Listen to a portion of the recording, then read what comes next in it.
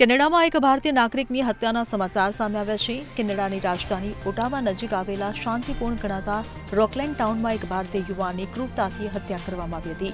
મૂળ ગુજરાતના સુરતના 29 વર્ષીય ધર્મેશ કથિરિયા નામના યુવકની હત્યા કરવામાં આવી છે. મળતી માહિતી મુજબ મૂળ ભાવનગર જિલ્લાના પાલિતાણા ખાતે આવેલા નોંગણવદર ગામના વતની અને સુરતમાં મોટા વરાછા વિસ્તારમાં રહેતા ધર્મેશ કથિરિયા 5 વર્ષ અગાઉ અભ્યાસ અર્થે સુરતથી કેનેડા ગયો હતો.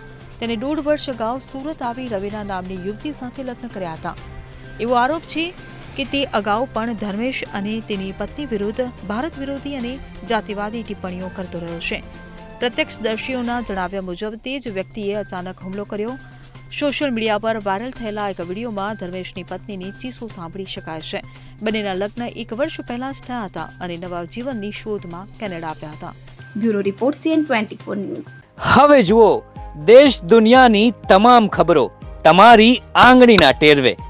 ઉઠાવો મોબાઈલ અને Google Play Store પરથી ડાઉનલોડ કરો અમારી CN24 ન્યૂઝ મોબાઈલ એપ.